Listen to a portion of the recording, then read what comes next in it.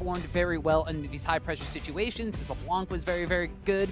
You know, basically any sort of late-game carry was the way that Phoenix was going to be able to play. Fly's been able to play things like the Galio. He's played the Orianna, but he's also got things like LeBlanc in store. So as we move into picks and bans for game number 1, we can see some pretty interesting things going into 7-14 for these two NACS teams. Yep, and that's the big thing. We're talking about all the lethality changes. You know, we didn't touch on everything we saw last night. We saw Alistar got a mini buff in 7-14. Not likely, I thought, to see play. It didn't seem like that big of a buff, but Zazla used them all 3 games. We saw MF down in the bot lane. We're talking about Jin and Varus coming back.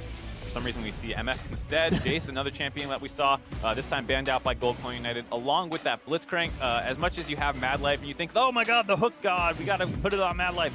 Sheep does play those exact same champions as well, and I'd say Mad Life looks more effective off the playmaking supports than Sheep does, respectively. So I can understand eUnited, even though they're pinching the same pools, it's still a pretty viable strategy. Yeah, and of course, Tempo Storm going to have to ban away the Zac. That one, not necessarily as touched, but still extremely strong. We do see the Cho'Gath being banned away. That one we heard from Licorice last night. You said before, very strong pick on the top side. Players can think they can be flexed basically into 3 different positions, with the old mid lane Cho'Gath potentially still being viable. And now the fact that his E slows, in addition to scaling with the health damage, there's a lot of chase down potential that he just didn't used to have. And surprisingly, a Zed ban comes in last for eUnited. I can understand maybe your little bit of Selfie's ability to take over the game by himself with the lethality buffs and the Zed champion, but I would be amazed if Tempo Storm took that one in the first round of ban phase. So this kind of feels like GCU doesn't really have a ban that they necessarily really want to force on the Tempo Storm. Maybe they don't want to ban out the Elise because they want to first pick it for Santorin. Who exactly knows? So instead, they're going for a completely targeted ban onto Selfie, even if it does look a little surprising in the first ban phase. Leaves a little bit open as the Galio will be banned away. So 3 tanks banned away by Tempo Storm. They don't want the tank meta coming into full effect here.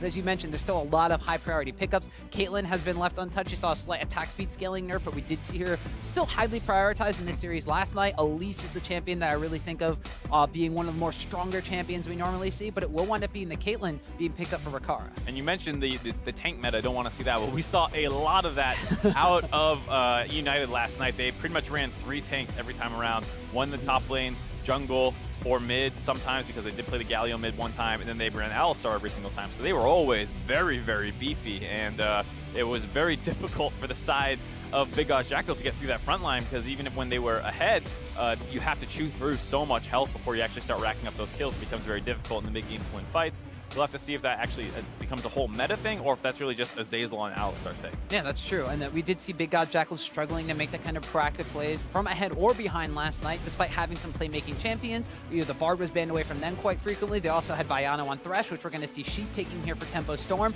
And the Rek'Sai, who kind of, is a de facto tank now. You used to see Cinderhulk and Titanic Hydra, then there was a Warrior stint. We did wind up seeing Sir T using that champion to full tank effect last night. Yes, and so you might see that again this time around. Who knows exactly, but with the recent Cinderhulk changes and buffs and all that stuff, I think you can, for the most part, expect that Cinderhulk. We do see the Alistar hover here. I'll be interested to see if they actually go for it.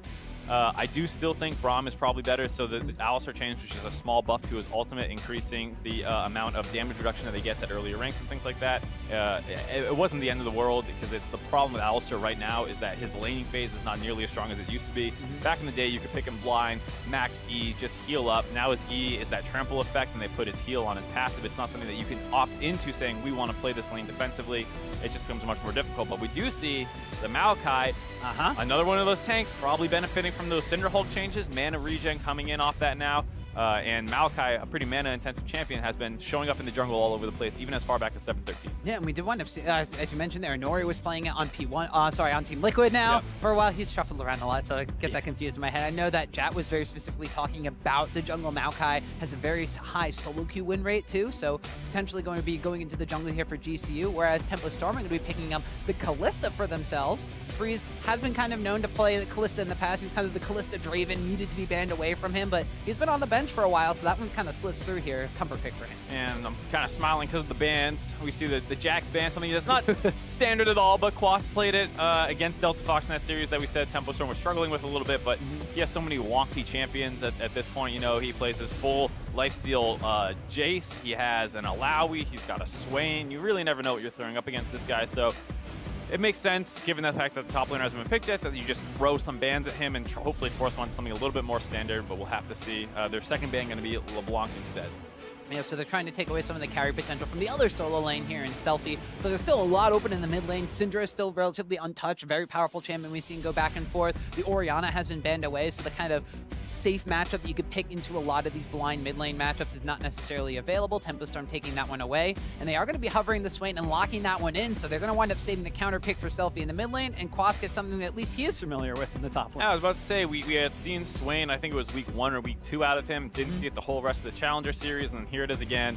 You just never can count it out of his champion pool. He can bust it at any point. He's known as the Swain Master. Way back in the day, playing from Venezuela on 200 ping, he was able to actually get Challenger, I believe, with it, which is just an insane thing to think about. So that's why he is so renowned for this champion.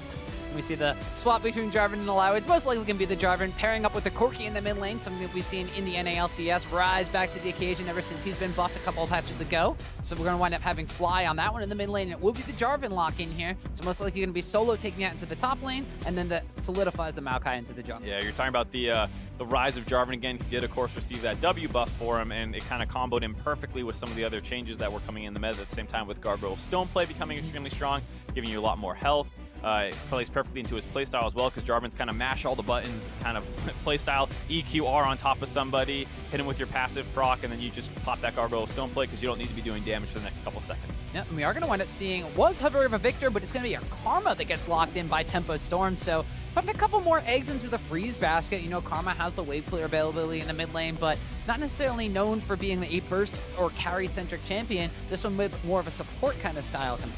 It is very surprising to see, given the fact that we were talking up Selfie as kind of one of these mid lane pillars on the side of Tempo Storm. Now you're putting him on a champion that does not have great carry potential. Its laning phase is still relatively strong, which is one of the reasons you probably see it picked into the Corki, known as a little bit of a bully against some of those standard mage champions. But the big thing here is the fact that come late game, you can't really count on Selfie to hard carry, which is a little bit of the style we have been seeing out of Tempo Storm recently. It's not the first time we've seen the Karma picked up for him either, although it wasn't exactly successful. The last series we saw the Karma in was the Delta Fox series, where they actually struggled against the team that wound up not being able to win an entire match in the Challenger Series. But here they're going to be going back to the Karma, as they are in the semifinals of the North American Challenger Series Summer Playoffs. Gold Coin United Tempo Storm, this is a rematch of last time.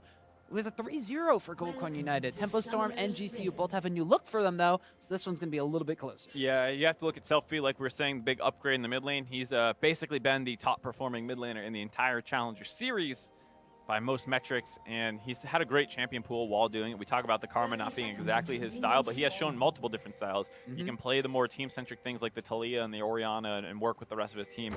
Sometimes he plays the Cassiopeia, going for that hyper-scaling. And then, if he really needs to, he can be playing the Assassins as well. We saw him bust out the LeBlanc and Cassin at multiple points as well. So a really complete player overall. You know, one of the things you mentioned at the top of the show is the fact that Tempo Storm is playing Freeze in game number 1 over Revan. And when Tempo Storm plays Freeze, they tend to heavily prioritize that bottom side of the map. And here they've done so throughout Champion Select as well. The Karma provides extra utility, has been on Thunderlords though, so it is going to be a little bit more oppressive during the lane phase. But they really do want to protect Freeze, unlike Callista. They have basically like 2.5 damage threats, because Karma could count as kind of one. They have the Callista, and then the Swain in the later game will be super tanky and kind of sustain himself through these fights. But they really are putting all their eggs in the freeze basket, whereas on the side for Gold Coin United, Rakara has been the best performing bot laner in the Challenger Series in the entire sport. It is surprising to see that Thunderlords on the Karma. I understand it's much better for laning phase, but come late game, Karma's best ability is, of course, her EU, and especially when you empower it with her ultimate, and so it is a little bit surprising to see the Mantra Shield not going to be as effective without that Windspeaker's Blessing. The more common support Karma, even sometimes in the mid lane, showing up, because when you pick Karma, generally it is for that little bit more stable laning phase, given how hard she is to bully out of there. Right, one of the things that made the mid lane Karma a little more viable is the fact that the Athena's Unholy Grail change went through. You kind of get a little burst of AP based off your overall mana regeneration, so that made that item a little bit more viable for these mage supports, and then eventually transitioning them back in toward the mid lane here. So Selfie could potentially be looking for something like that. It will give him extra resistances against the Corki, who's kind of more 80-20 in his magic damage field as well. But we'll see if Selfie becomes kind of the wave clear bot in the later game, or if he is really going to be buffing up Freeze, as we already see on the bottom side of the map. This Caitlyn lane going in favor of the Caitlyn. Yeah, and I think the Thresh Callista is the lane that can actually contest this a little bit early on. The range matchup feels very bad for the Callista in terms of just straight auto attacking, but with the Thresh able to back you up, as well as some of the all-in threat that you often have, where if you hit 2 first, you know, hook Flay into Kalista hopping around can actually threaten the Caitlyn pretty hard. That's one of the things that people talk about to deal with the Caitlyn is ganking it, which is Thresh Kalista's forte. But here we see Quas early on, under a little bit of pressure, but he is the Swain master, has the wave coming into him, going to be safe under this turret, not going to be gankable for Santorin early on. And he does wind up putting a ward down after Santorin passes by, but pings on the top side of the map.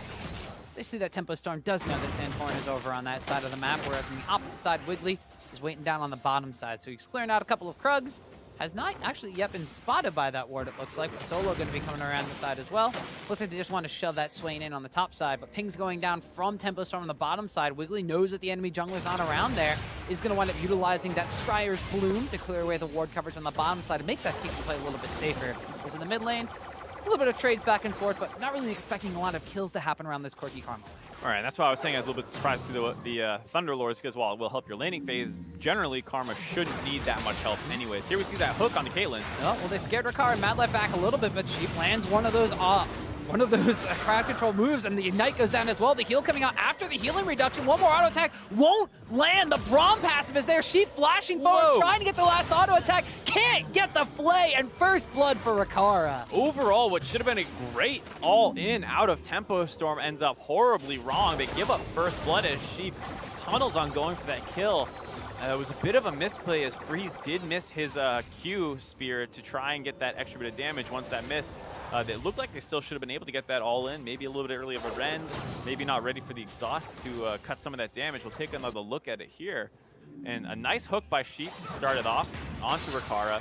There you see the Q just go a little bit wide, not ready for the Flay to displace the side of Rikara, and then here just barely the heal able to keep him alive. The Braum stun is actually what kind of came through there and stopped Freeze from being able to continue on, and then Sheep just not knowing when enough is enough goes under the turret. Thinks he can get that last Flay empowered auto attack down to Caitlyn to pick up the kill, but unfortunately not going to get that one. And it's important to note that you didn't need that kill, because just look at the CS discrepancy in the bot lane right now. Even if you didn't get that kill, Rikara's going to be forced out of lane, and he has to go back, heal up, fall down CS, and this whole time Free should be building a lead.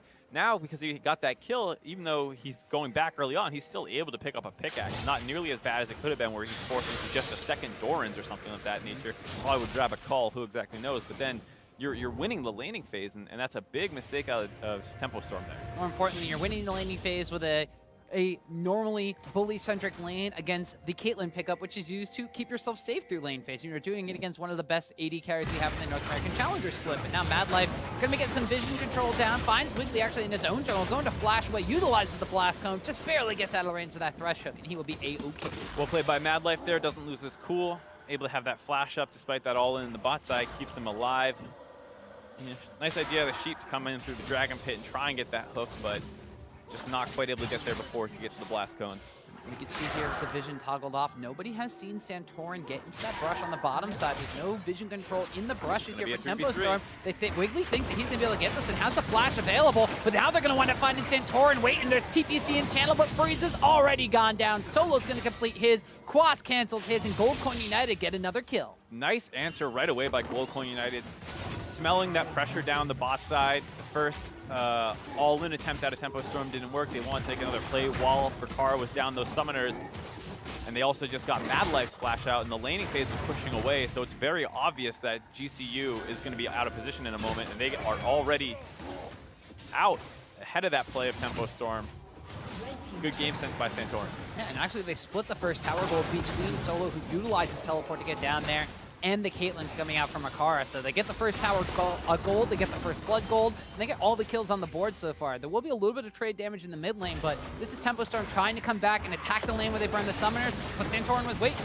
Yeah, like we said, the lane is not in a good spot at all. It's pushing away from Rikara and Mad Life, who have no summoners. So of course GCU knows, okay, this is the most obvious lane for Tempo Storm to gank. Santorin sneaks in because that wave is pushed up, and then it's just an easy counter gank from there. really intelligent play out of GCU, already out to a 2,000 gold lead off the back of those 2 bot lane plays. And this is Tempo Storm. So far, all the focus for them has really been around that bottom side, and that's kind of the telegraph play style that we mentioned when Freeze is in for them on the bot side of the map. They tend to play around him, and when he can't get the advantages he needs throughout the lane phase, Tempo Storm tends to not keep the tempo up. They slow things down. They wait for Freeze to get his item spikes, and they seed objectives on the map. So Gold Coin United with this Goldie might start looking around the different sides of the map. They're rotated killing up to the top. There's a Mountain Dragon on the bot side, and we'll see what Tempo Storm's going to react with. Well, they do land the hook on the Madlight to start things out. A lot of CC down there. Yeah, Wiggly actually being able to come over the wall. The exhaust is down on him, but Madlight's going to pay with his life for that one. Nice play out of Tempo Storm there. Both bot lanes flip up to the top side in response to the first turret going down. And then they just sit over the wall. Now Ricard too far forward again. Oh, Wiggly's going to get the knock up there from the Umbrella. A bunch of damage coming through, but a heal's going to help him dodge. The ultimate comes out there, and Freeze is going to be able to spear through for a kill. What is Ricard doing? Walking back up into the laning phase with no extra support or wards going down. It's so easy for Wiggly to just take that tunnel over again. Repeat gank, get the knock up, and even though he's able to dodge out in the hook, hold on, Solo. Yeah, doesn't want to finish the point. There's a package coming in from Fly as well, and they take down the Swain Master. This game's getting pretty hectic early on. Swain extended in the long lane, not known for being particularly safe, given the lack of mobility. A good roam out of Fly. This is one of the things that we were saying. He does a little bit better than Phoenix, is get out of the laning phase and coordinate with his teammates. Solo brings the CC, Fly brings the damage. Yeah, so, like you said, a little more bloody so far than we had expected, as Sheep was just waiting in the brush here, and it looks like Tempo Storm got the first, counter rotation after the lane swap went down. It's just a little bit ahead. Obviously, Tempo Storm knows that the GCU bot lane is going to head up to the top side to keep pressuring with that Caitlyn, who had just grabbed her BF sword, but then Ricard gets super greedy, thinks he can just heal sidestep out of that, but Wiggly showcasing in that new Rek'Sai ultimate, able to get the extra chunk of damage in, which allows Freeze to get that cleanup kill with his Q. Yeah, and we saw Ricard thinking that he took the tunnel down enough time, but we did see Wiggly just coming through and just knocking him up right afterwards. So Gold Coin United, well, they had about a 2,000 gold lead before. Now it's been cut down to about 1,500 gold leads. That's not the worst thing in the world, but they've seen the advantages that seemed like they could have just transitioned out of the early game and continued to keep that lead. And it's especially tragic given the fact that it is a Kalista, a champion that often wants to be ahead of the game. It doesn't build armor pen for a long time. It relies on getting a ton of stacks in, using attack speed and lifesteal to remain relevant with its short range. And if it ever falls behind, it's one of those champions that feels like it's doing nothing.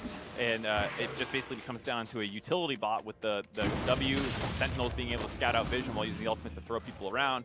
And the fact that you've given this influx of gold back over to Freeze means he might be able to stay relevant in this game. Yeah, and as we mentioned just earlier, Tempo Storm, when Freeze is in, they like to utilize him as the way they win the game. So giving their win condition a little bit of extra gold here from the side of Gold Coin United. However, they are going to continue to get their dual lane on the top side of the map. Nobody really wants to touch the Mountain Drake quite yet. One of the things that Gold Coin United have been known for throughout the Challenger Series is really their top-notch vision control, but Tempo Storm so far, since this rotation up to the top side, has been really good at making sure that Santorin and Madlight have been able to group up together and really establish it on the top side. As Solo on the bottom side here. Got a kill on Quas earlier, but now Quas is making him pay for it. Solo did get the Merc Treads as his early MR buy, also gets him out of that Never Move a little bit faster, but it's still a bit of a tough lane to be in. Quas has plenty of harass. Now we see a potential dive being set up on the top side. No, Madlife has been able to put one more down, and that's going to be the one that spots out Wiggly as he blast cones back over to his side of the map. Does have the tunnel available, though, so Madlife has to be a little bit careful. Mid lane, not all too much action going on. Selfie's been able to build up that Athene's Unholy Grail, so he has gone for that item a little early on. As Santorin's to make his first appearance on the top side of the map with his dual lane in tow. So it's just going to be a hop, skip, and jump away from Freeze and Sheep to keep them alive, as Wiggly is still hovering around this top side of the map. See a ton of vision control for Tempo Storm up in this top side. Santorin and the rest of GCU have a little bit of work to do to get some of this back. Otherwise, their bot lane will continue to be under pressure because Tempo Storm will know exactly where Santorin is and if they're safe. Now you see a little bit of tri-laning as GCU tries to get this wave under the turret. Not a fun spot to be in. Yeah, I really want to see if Tempo Storm is going to be able to keep up this vision control, because it seems like they have a lot of this pressure because they had the first rotation top side and because they were able to pick up that kill on the dual lane up there. So we'll see if they're able to transition this vision control they have in the early game, in this lane phase, into the later stages of the game, because we just mentioned before how Gold Coin United's vision control has been one of their strengths and lets them move freely around the map in the later game and keep up that objective control. If Tempo Storm can keep contesting that, then they can wind up keeping this gold lead to about 1,000 and keep it relatively close. One of the things that people kind of criticize GCU about last split a little bit was that they played slow in some regards, where it felt like they could have picked up the pace. And once again, despite getting that early 2 kills in the bot lane, they grabbed that turret right away. The game has mostly stalled out. Good plays out of Tempo Storm to find some more kills on the top side, of course, to slow them down. But they haven't really roamed around that much more. Fly had that one move down to the bot side, but that was just a kill because the objective was already down there. They weren't able to grab the dragon off that kill. And so once again, GCU in a slower pace game. Yep. If Rikara and Madley stayed alive on the top side, things might be a little bit different, but the pace of this game has slowed down significantly. It looks like both of the dual lanes, actually, dual lane from GCU had already gone back. We see a BF sword added to the pickaxe in the inventory of Rikara, whereas now it looks like the side of Tempo Storm is going to be going back for their own pieces of the Blade of the Rune King, and Berserker's Greed is already picked up for Freeze, and Sheep actually going for a very early pair of mobility boost and motor around the map here on this playmaking stretch. Overall, a nice CS lead for Freeze, given the fact that that game started pretty sour for him. It's one of those things where you can kind of understand why they put Freeze into the lane against Rikara as opposed to Revan. Rikara, one of the strongest laners, like you were saying, in the NACS, and Freeze was someone who was actually very good in lane as well when he was on the right champions. And it was one of those things where they thought maybe the meta probably suited Revan a little bit better previously with some of the changes that have been coming in. Kalista came flying back into the meta, and that's something that Freeze is very competent on, as well as that Caitlyn pickup. Very good comfort pick for Freeze. And as we mentioned before, Rikara's laning stats, he's normally +7 CS differential at 15 minutes. Right now, he's behind by about 20 or so. So he's got a little bit of work to get that stat back up. But Freeze potentially, definitely a very strong laner, so you can see why Tempo Storm has put him in for this matchup against another very strong laner, but also very interesting to see how he gets out of this lane phase, what happens when they have so much support kind of built around for him. Even the Swain pickup on the top side of the map has a lot of CC and a lot of abilities to slow down the enemy advance onto their backline, as now we see both of these junglers potentially, or actually both, it was a jungler and a top laner, as the Swain was one roaming down up from the top, the bottom side of the map, trying to make a play on the mid lane, but nobody really biting the bullet for that. I do think the Karma makes some sense within the comp of Tempo Storm, of course, given the fact that Swain has a lot of that lifesteal tanking, that stuff that Quas loves so much. The shields work well with that because it buys that tanks damage while you heal back up. It has a very nice synergy. Also speeds Swain up, a champion that sometimes feels like it's a little bit hard to get involved in the fights, as well as the fact that Kalista is a champion that's very short range. There's a lot of short range champions here on Tempo Storm, and Karma kind of empowers a lot of them. Like we were saying, though, the concern is just, is this what's best for Tempo Storm, given Selfie's own playstyle strengths, and the fact that he is such a competent carry, and he's stuck a little bit here on a more team-focused champion. Well, the Karma then also makes a lot of sense since you have a lot of poke on the side of GCU. You have the Caitlyn, who's the quintessential long-range ADC, has the ability to sit back and throw out these built-over Peacemakers, and then you pair it with the Corki, who's kind of, your quintessential poke champion. He stacks up rockets and just shoots them at you, and you take damage while you're underneath the tower. So if you shield that up, you're the ones that can get the jump on them.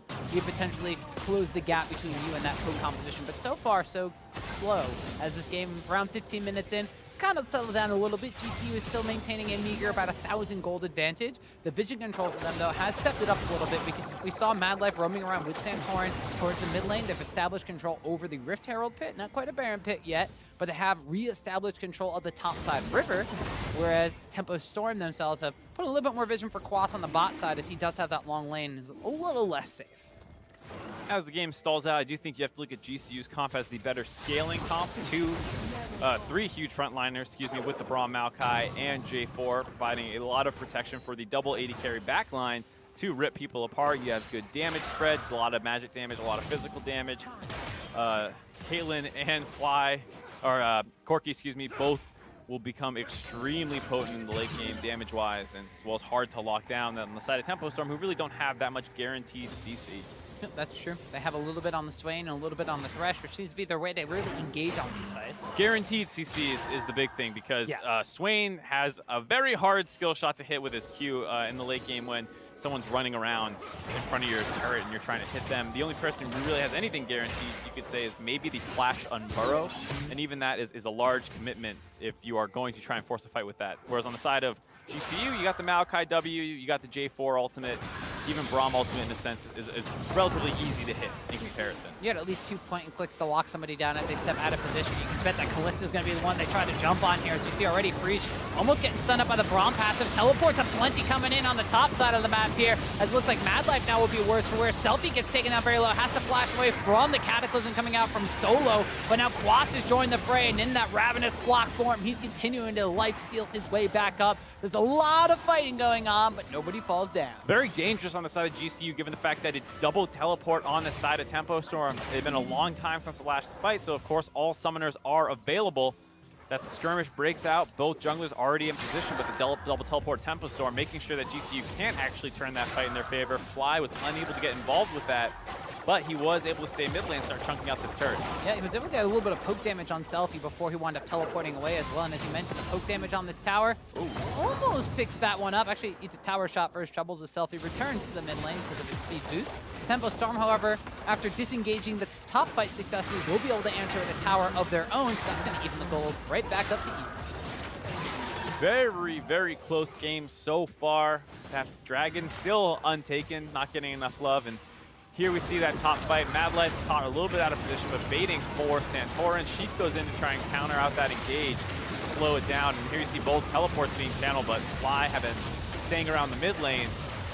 Solo goes for an EQ combo onto Wiggly, one below health members. Selfie was very low, like you said, but GCU not actually able to get onto anybody, and we're afraid about overextending given the fact that it was a 5v4 situation for Tempo Storm. And after GCU goes back and heals up, they just brute force down that mid lane and take that tower that Fly had poked down oh so low, completely down to 0. So now they've gotten 2 towers for themselves. They still got a quirky package, so we'll see if they try to rotate this momentum over towards the Dragon Pit as Tempo Storm are pinging down on that one, but it looks like GCU are A-okay to just go back to some normal lane assignments. And here's where GCU needs to be a little careful. With Tempo Storm heading down to that Dragon, the ultimate is almost up off of Freeze again, so if they take this fight, the engages will be much easier for Tempo Storm because there's no flashes on Rakara, Santorin, or Mad Life. So if you're able to pick out a target, it will be a pretty much guaranteed engage. So you can see here GCU not even wanting to test this objective, giving it up for free, saying we don't want to take another fight right now, we want to slow this game down again. Yeah, well, at the same time, Tempo Storm will send Wiggly to the Dragon, and the rest of the team down to this bottom lane tower. So Selfie picks up the Ardent Sensor, full support Karma mode here coming out of the mid lane. We'll see if Santorin's going to be able to lock down onto Freeze. Actually locks down to Sheep as well, who has to flash away from being under tower. Wiggly's going to get stunned up around the backside here as Fly rotates down from the mid lane as well. So Tempo Storm trying to put pressure on this bottom side tower, but GCU there to cut it off. Good idea out of Tempo Storm to go take that Dragon and then instantly try and pressure down the bot lane. Santorin was in position to deter that aggression, but got chunked out really early on, and if Fly didn't come down to stop that turret dive, it could have gone very bad for GCU. So GCU just in the nick of time to stop that push coming out from Tempo Storm. And Tempo Storm wanted to utilize the Mountain Dragon pretty much as soon as they got it by putting pressure down on that bottom side. But now we have some pretty big item spikes. We had Corky picking up the Trinity Force. Was not involved in that last fight, but still had that item spike for himself. Now going for potentially a Static Shiver rapid fire canning with the Zeal item. I mentioned just briefly before, Karma's now completed like the 2 quintessential supporty mid lane Karma items. Has the Ardent Sensor and the Athean Zone Holy Grail to sustain up whoever they want from the side of Tempo Storm. We even see a Knight's Vow being completed as a first item after the Cinder Hulk, and Ninja Tabby coming out from Wiggly. So all the eggs are in the Freeze basket. I mean, similarly, Santorin grabbing a Knight's Vow as well. Just a very strong item in the current meta. Gives you everything you kind of want, as well as a bit of utility, keeping your carries safer while giving yourself a little bit of that weird sustain given the synergy between you and the person you've targeted with it. Yeah, so I guess in a tank meta, you still kind of need some marksman or AD threats in order to keep yourself sustained up through these fights. As we saw yesterday in the eUnited versus Big God's Jackal series, some of those fights went on for quite a long time with those tanks in the front line.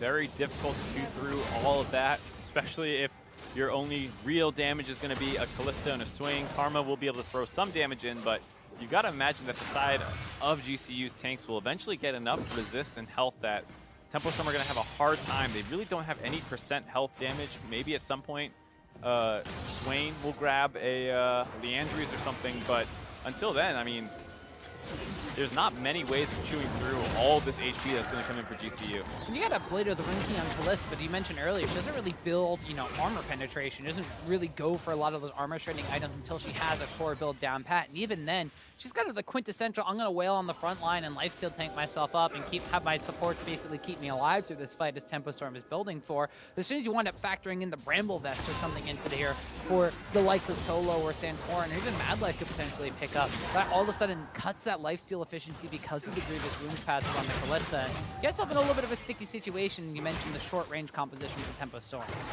Right, I mean, obviously, like you said, Kalista wants to hop around and hit Maokai, but if she ever gets too close, Maokai gets that W on her, and she's locked down for the follow-up that will come in from Solo, Rikara, and Fly. That's the nice thing about them, is that they can just kind of throw their ultimates, their poke damage at whoever the front line decides to lock down. That said, there will be a lot of opportunities for Tempo Storm. Given the fact that they have the Kalista, they'll probably have a better objective control over the course of this game. So we just got past 20 minutes in the game as we see a skirmish on the top side. Yeah, as I said, the split push power of Fly's Corki is the factor we haven't necessarily mentioned. Is he himself are going to be trading blows on the top side of the map. And while GCU does have the swing with the teleport available to really match where the Jarvan or the Corki is going to go, they don't necessarily have another member. Sure, Karma has a teleport available, but Karma kind of wants to be near the Kalista and near where those fights are going to be breaking out at the basically from the get-go. Whenever Corki has a package available, whenever Corki wants to put down a tower, he has that side lane pressure as another member from GCU that Tempo Storm just doesn't have. It's a little bit of a push and pull, though, because if you ever find yourself slightly extended without a teleport in the side lane, let's say Fly is up in the top lane, matched by Selfie, and then a fight breaks out on the bot side, Fly will not be able to get involved in that fight. So while GCU has a little bit better pushing power when they're set up in a 1-3-1, they don't necessarily have the summoners to match a team fight if it breaks out. And on the side of GCU, your comp, despite the fact that it can kind of split, is much stronger as a unit. Both unit teams really are. So you can probably expect to see some explosive team fighting. And the point I was making with the objective controls, of course, Kalista can't talk about Baron control without talking about this champion when it's in the game. With that Mountain Dragon, at some point, I'm sure Tempo Storm will look for an opportunity to set up in front of that and make GCU face check them and really run into all that engage that Tempo Storm can throw at them. I mean, talk about Selfie being on a little bit more of a supportive style. Still a lot of ability power in this kit coming out from Karma as he chunks through half of the HP on Rikara's Caitlyn, as now Tempo Storm seems content to just kind of go back and forth with a bit of a ARAM style, while GCU are the ones to be A-okay to farm it out and wait for Fly's Corki to split push down the last outer tower on the top side. It's now 3 towers just to 1, but only about a 2,000 gold advantage to the side of GCU, and Tempo Storm might be making their move aggressively into the enemy jungle. Getting flanked, though, we see Solo collapsing in from the bottom side. Santorin's going to drop his ultimate, but it's pretty far away. Slow Maokai actually still roots down on the 2 members of Tempo Storm, but Gold United are not going to follow after that one. They were even slower to that fight than the Maokai ultimate. It did feel like Solo had an angle if he wanted to jump in there. He would have kind of been the only guy going forward, so it would have been very easy to be focused down for Tempo Storm, so I understand why Solo did not want to just jump in kind of 1v5, but as a result, Santorin's ultimate is too slow to actually get in there. Karma speed, very good against Maokai if he's just going to throw his ultimate down a lane or area like that. One empowered E will get them all out of there. One of the big factors of the reworked Maokai ultimate is he's really good at fighting in close quarters, but if you just run away from him, it's not going to be the best of ultimates to wind up utilizing. And they get that big cooldown out right before the Infernal Drake is going to be spawning. So Tempo Storm not wanting to give up this position on the map. They really want to get that second objective for themselves, but there's a Corki package they have to contend with. Corki package giving them a lot of strength right now. Really good vision control in their own jungle. There is still one ward behind them in the Dragon, right behind the Dragon Pit to give a potential TP, but Quas is not on a champion that's going to have an explosive TP. So with all the vision control they already have, GCU looks like they're in a good position to force down this Dragon, but Tempo Storm's going to contest. Yeah, the Corki package uses a bit of a zoning package since that one's about to run out. Quas in the front line trying to lifesteal tank it up while Wiggly tries to get the Dragon, but it's Rikara that gets the last hit on the Maokai ultimate. Actually comes right back up. That's a very short cooldown. Locks down 4 members to the side of Tempo Storm. Wiggly kind of going vulnerable with that Rek'Sai ultimate, but will be taken down by Fly on the backside. The Cataclysm splits up Tempo Storm. They got their damage on one side and the rest of the team running away on the other. This is Gold Coin United crashing down on Tempo Storm, taking the Drake and taking the fight. And there we see the strength of GCU's comp. They try and force down onto Santorin. He drops that ultimate to kind of disengage their attempt. And then as soon as that root lands on one person, Wiggly a little bit further in front than the rest of his team. Very easy to be focused down by that double marksman composition in the back line, like we said. And then as soon as Wiggly's down, Solo has more re-engaged tools. It's going to keep jumping forward into the fight. Very risky Dragon overall, though, basically a 50-50. Nice that Rakara is able to secure it with the Piltover Peacemaker. And here you see disengage, Santorin drops the ultimate. Very hard to get involved. Solo up on the top side, kind of just playing a little bit of zoning duty, making sure that they can't get involved. So Wiggly is really the only person in that fight. GCU focuses him down, then they continue on to Sheep after Solo went in with his EQ combo onto Selfie. Selfie too low to help, Freeze on the wrong side of that fight, like you said, not able to continuously auto-attack. One of those champions that can be very hard to make work from behind, like we were saying. You know, Freeze isn't necessarily losing, but he's not as ahead as he would hope to be at this point, given the fact that he has 3 tanks going to be blocking him out. Right, and the fact of the matter is that even though he's 35 CS up on his lane opponent of Rakara, Rakara now has 3 kills and an assist to his name, so we already see the Energizer build for Caitlyn almost fully online, just needs that rapid fire cannon as his last item. But he's stopped and picked up an Executioner's Calling, which of course is going to cut through whatever healing Freeze is going to be getting from the rest of his team, but in addition to that, the Swain coming out from Quas. Really big to pick that item up. Bramblevest as well now gives Grievous wounds, but Quas can just avoid auto-attacking, and then that will never proc on him if he's being smart about it. And so Corki will not build Morel Namacon, of course. Might grab doesn't need an Executioner's Calling, excuse me, because all the damage magic is magic damage. So really the only person who will ever be able to apply Grievous wounds in this situation is Rakara. So very smart to pick that up early on. And so Tempo Storm now, bit on the back foot. It looked like they really wanted to try to pressure down on that Dragon area, but were zoned out by the Corki package and then eventually zoned out by Solo in that fight. Find themselves at about a 3,000 gold disadvantage, but now it's going into GCU style of play. Slow and steady. More importantly, vision control, the enemy jungle between Santorin and Meta. And we talked about the objective control that comes in for a Callista team. Well, we got to talk about it for the Maokai side. Yes, Karma's great for empowering her whole team to run away from the Maokai ultimate, but if a Baron is behind that Maokai ultimate, you actually need a way through it. And that's one of the things that makes Maokai so annoying in team, competitive settings is you can start this Baron off like they're doing right now, and when Tempo Storm comes to contest, you just throw that Maokai ultimate to stop it. But already, Wiggly kind of in range to go for a steal. And actually, GCU is burning through this one relatively quick, already down to about 4,000 HP, dropping to 3,000. We see Quas on one side, Solo actually going to zone away on the other. Santorin flashes out of the pit. They decide to try to lock down on the Quas. There's the Maokai ultimate, cutting them off from their top laner. Roots up basically everybody except for Freeze on Tempo Storm, and Swain's already dead. Probably going to need another one of those slow-mo kill cams to see how quickly Quas actually died there. There's been a lot of those where people just instantly pop. And off that kill, GCU still forcing around Baron. Yeah, we see Mad Life and Fly playing some zone control duties. The Baron, about 4,000 HP again. This is where GCU turned off a bit last time. In there. Wiggly's coming in for a steal. He's got 1 stack, 2 stack, all the stacks in the Brawn passive. But Freeze is taking down Mad Life. The Baron has gone over to the side of GCU, and Wiggly has died. Now GCU are turning on to the fight here. It's still a 4v3 situation, but they decided to just take their Baron buff and hightail it out of there. Nice play out of GCU. A little risky on the side of them because they were trying to force that Baron down. Wiggly made it into the pit. They did a good job stopping damage onto it, but it looked like they were having a hard time killing Wiggly, who was trying to drop the Baron lower until it was in smite range. Looked like they were able to hold off long enough that Wiggly had to smite for health, and then they could kill him and then take the Baron. I need to see it exactly again to know what happened, but now Selfie, after pushing up the mid lane, caught out of position. Maybe staying around a little bit too long as Solo cut off his escape on the backside here. Corki's gonna wind up going forward. One last auto attack, empowered by that Trinity Force, takes down a Selfie. And here we see GCU getting a firm grasp of this game now. Nice call to go onto Quas right away. You see all these engage threats. Santorin with the flash over might seem relatively aggressive, but he's able to drop that ultimate at a really nice angle to stop the rest of Tempo Storm from being able to save him. This is when they go back onto the Baron. You see them melting it down.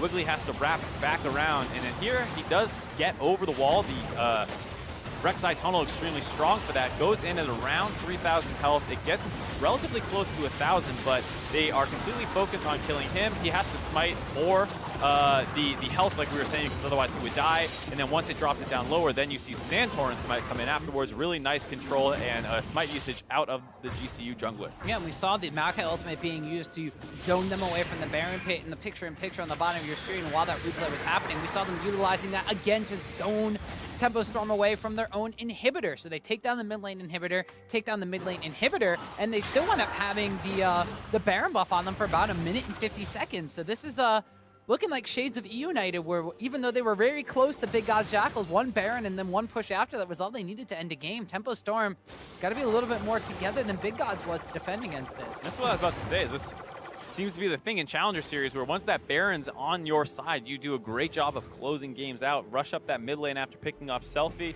Really not great wave clearing on the side of Tempo Storm if that Karma is down, and wouldn't even be that effective against Baron minions given the magic damage reduction. So they're able to charge right up the mid lane, take that turret. We talk about the strength of really tanky team comps right now. You can just walk under that turret and say, hit me, I dare you. And if you actually get in range to auto attack them, then you just pull the trigger and engage. So a very aggressive positioned team of GCU grabbing these objectives. A lot of teams usually have a crowd advantage as a sixth man. GCU is opting for Baron Nashor as their sixth man in this one as they take down yet another tower and are beginning to pressure this top side of the map. Tempo Storm's short range composition that we kept talking about earlier on, you could really see the kind of pitfalls of that is, you mentioned the lack of wave clear against these Baron buff minions coming in from the Karma ability power based champion, but also the fact that they just really don't have a safe way to clear out these minions without being poked down upon by this Corki, poked down upon by this Caitlyn, or completely grouped up for this Maokai ultimate, which once again will be used here on zoning duties. Tempo Storm might not be deterred by this one though. Quas got a couple of auto attacks in the phase. The healing debuff is on him. He has to walk away from this. And it looks like GCU are ready for the fight. Solo wants it going in, but maybe a little bit too far. Getting taken down extremely low. Tries to flash away. Will get popped by Freeze. They do wind up answering a kill onto the tower, though, and will follow up down onto Sheet. Santorin staying alive a lot longer than Solo did, but he will eventually fall as Freeze gets a double kill in the fight. Now Fly very, very low, and Mad Life trying to do his best to protect his carries. Rikara and Fly, though, have to try to back away. Wiggly jumps down onto Rikara on the back line, but he's going to be able to stay alive. Takes down Wiggly. They do wind up picking up the duo lane, though. It's a 4-for-2 overall in an extended fight. Flash away from Fly, saves the ace, but Selfie's on the chase.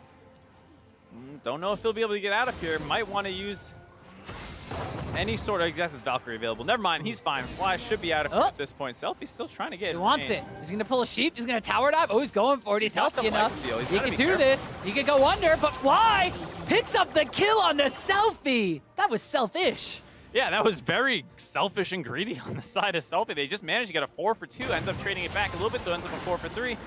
Here we get to see one of the problems with Solo's potential itemization. He drops his combo like a Jarvan likes to do, does a good job zoning away the members of Tempo Storm from this turret, but he doesn't have a Gargoyle Stoneplate completing it, so he can't just pop that and sit in the middle of the team and kind of tank that up.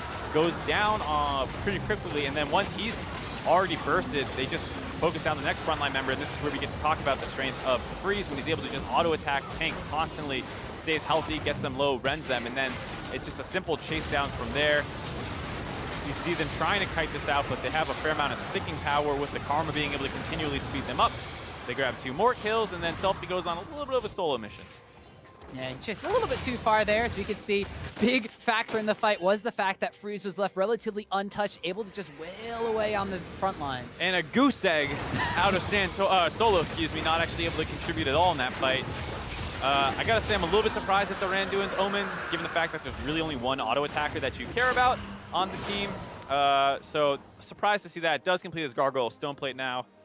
Maybe some different itemization choices could have helped them out a little bit better there, but at the end of the day, it did feel like GCU had gone a little too far forward. They did grab the inhibitor turret during all of that, so didn't actually lose that much in terms of objectives. Just handed some gold over the Tempo Storm that they would have done pretty well to avoid. Yeah, right. They still had a lot of gold coming in because of the Baron buff, and basically the fact that they took down 4 towers altogether, and then the mid lane inhibitor as well. That bottom lane tower was also under a lot of punishment, as we saw basically almost falling down to minions, but just Quas's Swing going down there to clear that one out safe and sound. Tempo Storm, though, they're kind of pushed back into their own base for a little bit. One of the things that we talked about Gold United is always strong with is their vision control. Tempo Storm doing a good job of trying to deny that so that GCU is not going to be able to just kind of rotate between the open inhibitor, which will respawn in just a couple seconds, as we heard the announcer saying that, and the top lane inhibitor, which is left completely exposed. Tempo Storm definitely on the back foot. Hard to walk forward with their comp. The only person who's really tanky is Wiggly. You see him furthest position forward. Sheep sitting behind him with a lantern, potentially save him if he gets hit with any kind of CC. But that does mean it is difficult to get some of this vision control back, especially with Caitlyn trapped here. Solo looking for an opportunity. There's that lantern onto Wiggly to save him, but they've lost mid lane control. GCU going to charge up there for that inhibitor. Yeah, GCU looks to set their sights on the freshly spawned inhibitor in the mid lane, but Tempo Storm will rotate around through that base gate, keep themselves A-okay in the positional race to try to defend against that inhibitor in their own base. We see Sheep hook wide to the right on the rest of GCU, and Solo's going to have to use that flag and drag combination just to run away. Gold Coin United has the inside track to the Baron, but Tempo Storm might go wide for this still alive outer tower, and it looks like the Gold Coin United are going to pull the trigger for a fight. Wiggly's going to wind up going down as the first casualty. The Maokai ultimate zones away everybody, Freeze picks up Sheep, throws him back in, but they've already lost Selfie. It's a double kill for Ricard as he picks up another one onto Sheep, and now it's going to be a double kill for Fly as they take down Quas, and they don't even need the Baron to end this game. They're going to be pushing into the base of Tempo Storm. A nice 4-for-0 on GCU. We talk about that vision control that they had already taken care of, even though they get shoved out in the mid lane. Tempo Storm still feels like they need to check that Baron. They walk up a little bit, and then it's just a one-man focus at a time out of GCU. They take down Wiggly, they take down Selfie, they take down Quas and Sheep, and that's all she wrote. Yeah, we'll take down the game off the back of that fight. So Gold Coin United, though things are a little bit close in the beginning stages of the game, and they might do it a little bit slower than the other Uniteds in eUnited. Game number 1 is going to be going their way in this best-of-5 series against Tempo Storm. This might be shades of last Challengers semifinals past, as Gold Coin United took a 3 over Tempo Storm there and are already up 1 game. And gotta say, the way that they won was a huge team effort for GCU. If you look at those scoreboards at the end, I'm pretty sure Fly and Ricard had all of the kills on the team. I believe it was about 15 total, while everyone else was just there supporting them. And that's what we were talking about with the team comp being completely designed to be a setup tool, just be this big beefy frontline, CC them one at a time and let your double AD carry backline just poke targets down. And even though Tempo Storm did have some aggression early on, it wasn't actually able to be quite converted into kills, into gold lead, into snowballing through objectives. It was always a little bit too close, and eventually GCU outscaled. Yeah, and you mentioned during the actual game the fact that there was no guaranteed crowd control, really, aside from a flash on Burrow, which is still not 100% guaranteed coming out from the side of Tempo Storm. 8-0 on Fly's Corki, 7-1 on Ricard on the Caitlyn before they wound up fountain diving towards the end and maybe buffing some KDA stats. But things were kept relatively close until we got into that kind of big team fight phase. Even though Fly wasn't necessarily grouping up with Gold Coin United in the beginning stages of the game, once they knocked down all the outer towers and then focused on the vision control and focused on fighting over these dragons, GCU's team fight prowess really shone through. Yeah, and I think that first Infernal fight is the one that you have to look at. 26 minutes into the game, we see a bit of a 50-50 Dragon Smite, but after it goes in the favor of GCU, Tempo Storm wants to keep walking forward. You see them chasing down the river. This Maokai ult deters the chase, locks up Wiggly, and then the front line just completely chain CCs him. Solo works on a bit of zoning duty onto the back line of Tempo Storm, forces Selfie out, and then once Wiggly's down, the front line continues to chase forward. Freeze gets split off on the left side of the fight, not really able to kind of kite this one out, hopping away all fight long. Never really got a ton of Ren stacks on a target to try and burst them down. And after that fight, they get the Infernal Dragon that makes their team fight even better after it was probably already the stronger team composition for GCU. Yeah, not only does it make their team fight stronger, but it also makes their threat of taking another objective, whether it be the towers on the map that they eventually push down or the Baron that they were able to kind of dance around for a little while and utilize that proactive vision control between Santorin and Mad Life, that they were able to just kind of split up Tempo Storm and catch Quas off on the side with. This was always one of GCU's biggest strengths. Last split's continued over this split is their vision control. They get complete vision control of Baron. Tempo Storm does know they're on it, and they try and potentially wrap around and set up a fight, but Quas gets picked off early on as they saw him up there. They very aggressively turn onto him, and then from there, they get the Baron down low. Wiggly goes in. Really good job of stopping damage on the Baron. It does get very close to being in smite range, but about 300 health away, and Wiggly was forced to go right away and stay alive with that smite. Santorin reacts to it. He sees the smite come in early, smites it to secure it, and then they're able to turn off that, get a couple more kills. And then like we said, apparently in Challenger, as soon as you get Baron, the game's supposed to be over because they took the mid and hid during the replay of the game when we were trying to break down what was happening. Yeah, and they pushed on that mid lane inhibitor, they rotated up to the top side, and things got a little bit dicey around there as we finally got to see kind of what Tempo Storm's composition wanted to do. We saw about almost 6,500 to 7,000 damage coming out from Freeze's Kalista, able to get those rend resets and just hop his way through a team fight. But it was really Gold Coin United who, once they actually collected themselves after that Baron buff faded away, they realized they had priority on the map, specifically in the mid lane. Even though Tempo Storm was trying to hard push down that mid lane and threaten an outer tower, Gold Coin United had the inside track by the Baron, and we were able to get the jump on them in that last fight of the game. And here you see that once again that vision control. Wiggly walks forward knowing that they have to make their way towards Baron eventually. And once again, they focus him down first, they blow him up, and then it's an easy chase down. That Maokai ultimate providing a lot of lockdown and zoning potential. They go one target at a time. They go Selfie, they go Sheep. Quas is now in Zanya's all alone. They take him down. Freeze was never able to really get in there and auto-attack multiple members of the front line once again. He's forced out of the fight, only one left alive, and there GCU is able to end the game. Yeah, and we mentioned Tempo Storm's thing that when Freeze is in, they try to play around him. They try to utilize it well. They weren't able to really seal the deal with that one because Gold Coin United has started off this series with a win. But in Game 2 against Tempo Storm, it's just around the corner. Don't go anywhere. You're watching the NACS Summer Playoffs.